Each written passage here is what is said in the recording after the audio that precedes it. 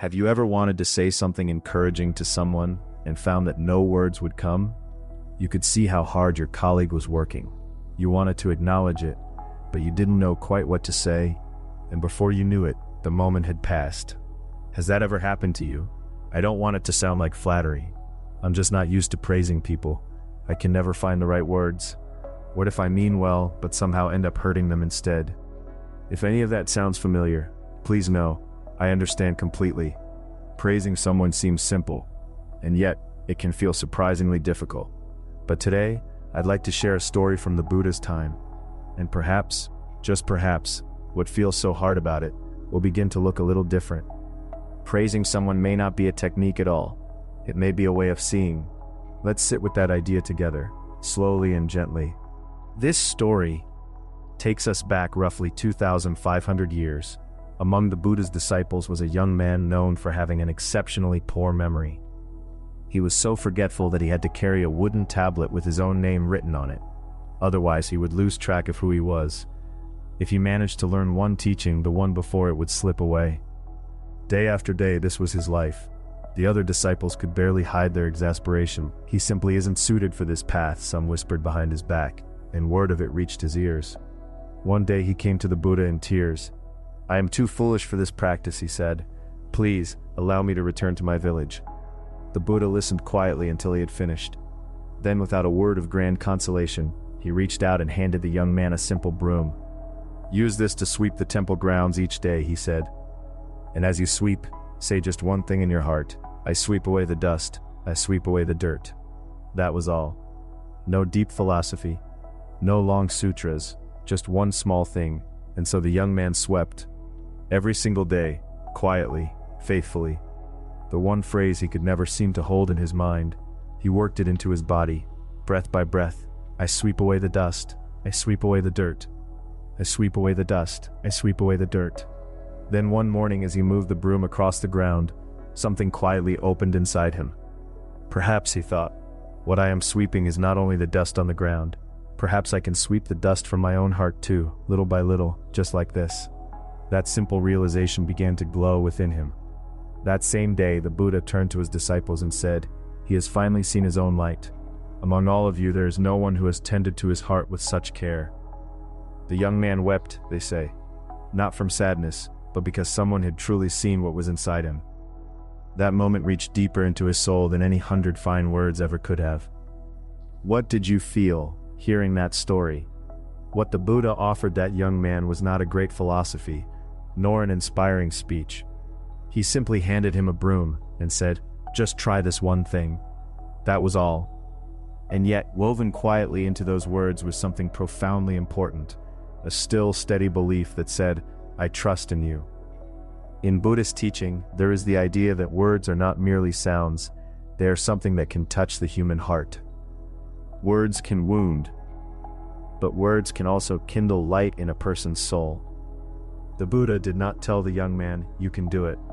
He did not say, "What a wonderful gift you have." He simply gave him one small thing that fit who he was. And when the young man had carried it faithfully, the Buddha said, "I have been watching you.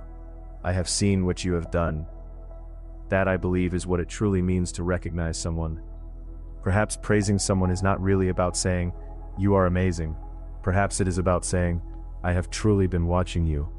It is gently giving a name to the light that already lives inside a person, the light they themselves may not yet be able to see. That, I think, is what praise in its deepest sense really is. There is a phrase in Buddhism, Jigen, the eyes of compassion. It means a warm, tender gaze, not one that fixes on another's flaws, but one that looks for what is quietly growing within them. That is exactly the gaze the Buddha turned toward the young man, not a boy who can't remember anything, but a person who shows up every day and does the work with care. Pause. When someone is truly seen, they change. Simply being seen, that alone, can be enough to help a person rise again. That is what this story, in its quiet way, is teaching us. So how might we bring this teaching into our everyday lives? Let me start with what I think matters most. Stop trying to praise people skillfully. Many people who find praise difficult are carrying the pressure to say exactly the right thing, to find just the clever, perfectly crafted word. But that pressure is often what makes words feel heavy and hard to say. When it comes to praise, sincerity will always outweigh skill. Imagine a colleague who has put together a carefully organized report. Saying "that's great" isn't wrong, but try going just a little further. The way you arranged these numbers made everything so easy to follow. That explanation in the middle, I found it really clear. Such small, specific words land so differently in the heart of the person who receives them. Because hidden inside those words is the quiet message, "I was paying attention to you." The same is true with children. When a child shows you a drawing, saying "that's so good" is very different from saying, "I love the color you chose for the sky here." The first is an evaluation, the second is love. Love that says, "I was looking." There's one more thing I want to mention, timing. We often put praise off. I'll say something properly later, we think. There'll be a better moment. And while we wait, the moment quietly passes. But words are a little like fresh food. Their nourishment changes when they're left too long. When you notice something, when you feel something, say it then. It doesn't need to be long. It doesn't need to be perfect. Just offer what you genuinely felt in that moment while it's still alive.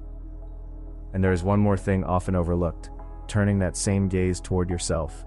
People who find it hard to acknowledge others are often people who find it equally hard to acknowledge themselves. I could have done better. It still wasn't enough. We are so quick to hold ourselves to a harsh standard. But if we cannot see the light within ourselves, it becomes very difficult to find it in others. Today, just one small thing is enough. Something you did, something you followed through on, however quietly. Let yourself recognize it. That gentle act of self-acknowledgement becomes the still, steady ground from which your kindness toward others can grow. There is just one thing I hope you carry with you from today. Praising someone is not a technique of words, it is a technique of seeing. It is the willingness to look for the light inside another person, and then, when you find it, to gently put it into words. That alone, done simply and sincerely, will quietly begin to change something in the people around you. What the Buddha gave that young man was not a great teaching. It was a warm, steady gaze that said, without any fanfare, "I believe in you." You already have that gaze within you. Thank you so much for staying with me all the way to the end today. The fact that you are here, that in itself means a great deal to me. Let's walk together again, slowly and gently, next time.